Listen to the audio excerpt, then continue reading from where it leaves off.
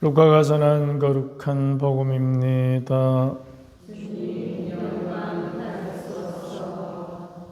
그때 예수님께서 제자들에게 말씀하셨다. 사람의 아들의 날에도 노아 때와 같은 일이 일어날 것이다.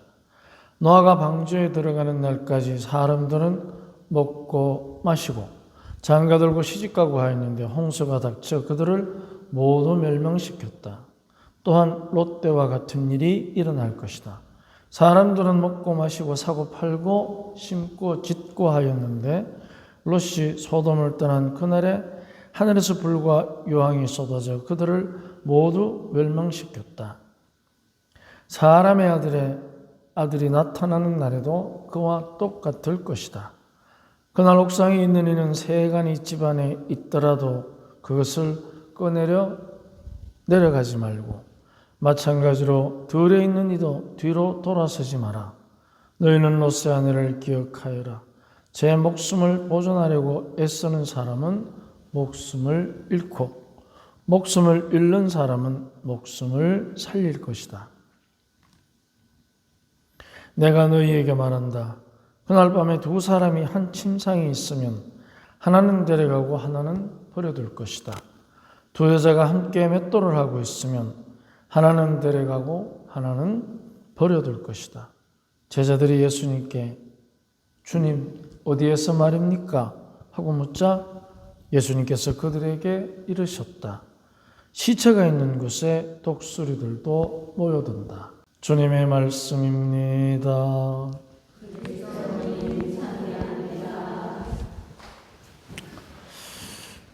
시체가 있는 곳에 독수리들이 모여든다는 말씀은 하느님께서는 우리와 함께 또 우리가 죽어서도 부활한 이들과 함께, 그래서 하느님은 죽은 이들의 하느님이 아니라 산 이들의 하느님이라는 표현이 있습니다.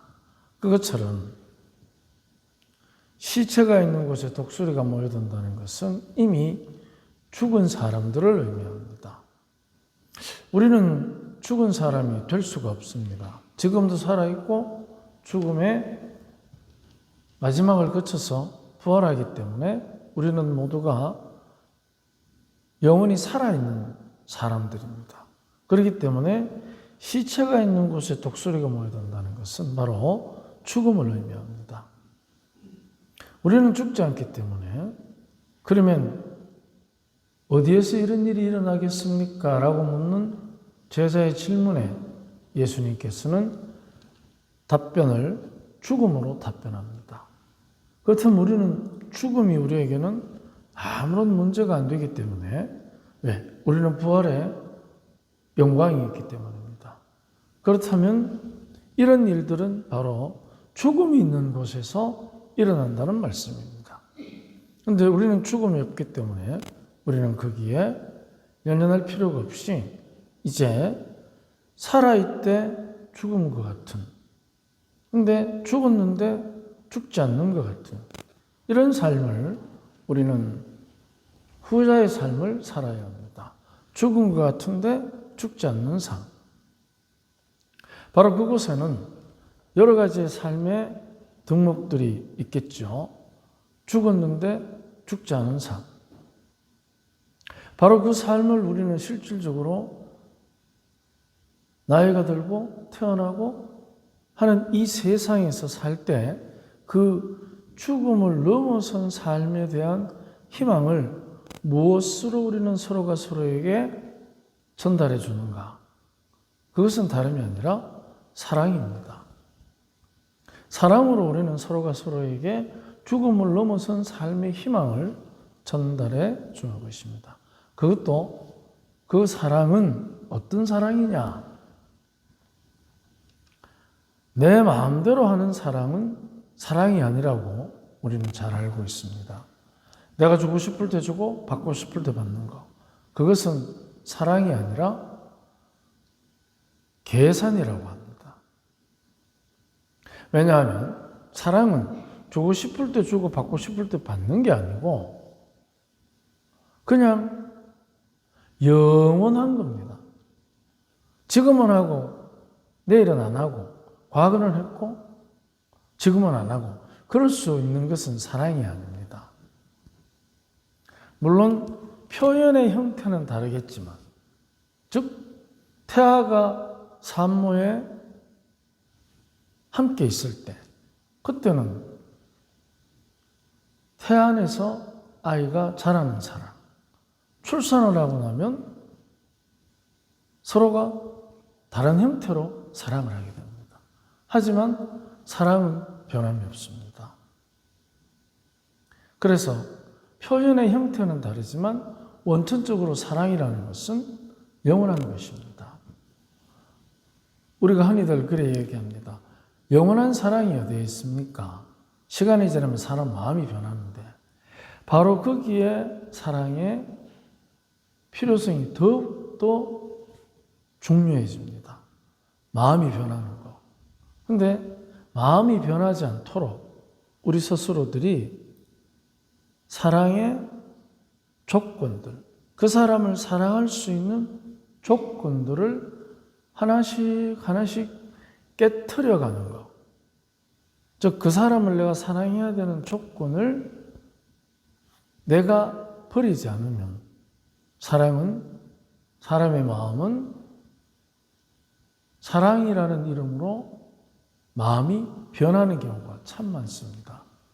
그래서 우리들은 누군가를 사랑한다고 할 때 그 사랑의 가장 핵심적인 그 사랑을 지켜가는 노력은 다름이 아니라 그 사람을 사랑하는 내가 내건 조건들을 내가 포기할 때, 그때 우리들의 사랑은 더욱더 순수해지기 시작하는 것입니다.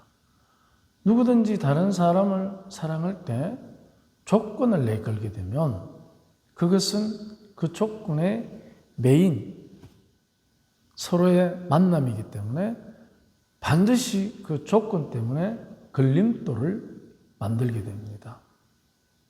그래서 사랑의 힘이라는 것은 내 안에서부터 내가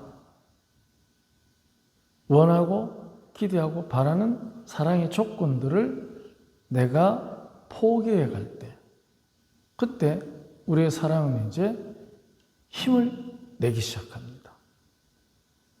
조건이 사라진 사랑의 실천, 그것은 내 스스로를 마음이 넓고 생각이 깊게 만드는 효과가 있습니다. 사실 우리는 누군가를 사랑한다고 할 때 내가 가지고 있는 조건, 거기에 굉장히 많이들 매입니다. 남편은 이래야 되고 아내는 이렇게 해야 되고 친구는 이렇게 해야 되고 나는 이렇게 해야 되고, 그래서 자기 자신까지도 그 사랑의 조건에 자꾸만 매이게 하는 경우가 있습니다. 그러면 사랑이 자유로운 것이 아니고 부담되기 시작합니다. 사랑의 조건이 없는 순수한 사랑, 그것으로 인해서 이제 우리들이 생각이 깊어지기 시작하면 나타나는 아주 단적인 예가 뭐냐면 상대에 대해서 이해심의 경계가 넓어진다는 것입니다. 상대에 대한 이해심의 경계가 넓어지면 상대를 위로해주는 방법도 굉장히 넓어지고 깊어지게 됩니다. 왜냐하면 사랑이라는 이름으로 상대에 대한 이해가, 경계가 없어지면 그때부터는 그 상대에게 무한 위로를 줄 수 있기 때문입니다. 그리고 상대에 대해서 경계 없이 이해를 하기 때문에 그가 가진 모든 것을, 그 사람만이 가진 것을 받아들이기 시작합니다. 그래서 조건으로 그 사람을 비난하는 것이 아니라 무조건으로 경계 없이 이해하기 때문에 시간이 지나면 지날수록 그 사람과의 관계에서는 그 사람만이 가지고 있는 그만의 향기를 맡기 시작하는 겁니다. 그런데 조건을 내걸면 내가 그 사람에게서 내가 그 조건에 향기를 맡기가 어렵습니다. 하지만 그 조건이 없어지고 나면 그 사람만이 나에게 주는 사랑의 향기를 맡기 시작하는 겁니다. 그러면 이제 그 다음에 따라오는 것은 그 사람을 그 사람이기 때문에 그 사람답게 사랑하기 시작하는 겁니다. 이게 바로 조건 없는 사랑, 순수한 사랑이 가지는 관계의 힘입니다. 우리는 가끔 그 사람만이 가지고 있는 향기를 오해할 때가 있습니다. 왜냐하면 내가 조건이 없어야 그 사람만의 향기가 나에게 이렇게 스며드는데 내가 조건을 거니까 자꾸만 그 사람만의 향기가 아니고 내 것을 강요하는 경우가 있습니다. 그렇게 되면 사랑이 아니라 그것은 간섭하는 것이 됩니다. 이러 해야 한다라고. 그런데 그 상대는 내가 내건 조건을 맞추는 이러한 사람이 아니고 그 조건에서 벗어나는 저러저러한 사람이에요. 그렇기 때문에 나는 이러한 조건을 내는데 저 사람은 저러저러한 사람이기 때문에 안 맞습니다. 그렇게 되면 계속 이제 강요하면서 그 사람만의 향기는 멀어지고 두 사람의 강요에 의한 배반의 악취가 스며들기 시작합니다. 그럴 때 우리는 흔히 하는 말로 변했다 하는 말을 합니다. 변한 게 아니고 그 사람은 원래 저러저러한 사람이었어요. 나는 그 사람을 이러이러한 사람으로 기대하고 있었고 현실과 기대의 차이가 이제 사랑이라는 이름으로 맞지 않을 때가 참 많습니다.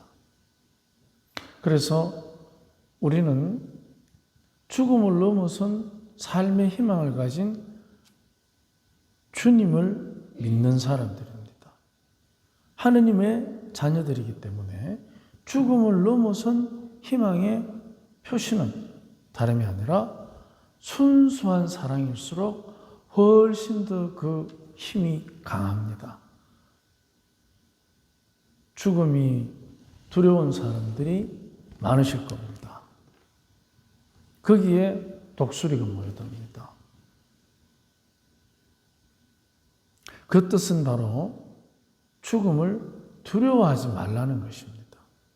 왜냐하면 죽음을 넘어선 삶의 희망을 주는 하느님께서 죽은 이들의 하느님이 아니라 살아있는 이들 그리고 부활한 이들의 하느님이시기 때문에 우리에게는 항상 죽음을 넘어선 영원한 생명에 대한 희망이 있다는 것을 기억하면서 한 번이라도 더, 한 시간이라도 더, 하루라도 더 순수한 사랑을 나눌 수 있도록 우리는 노력해야 합니다.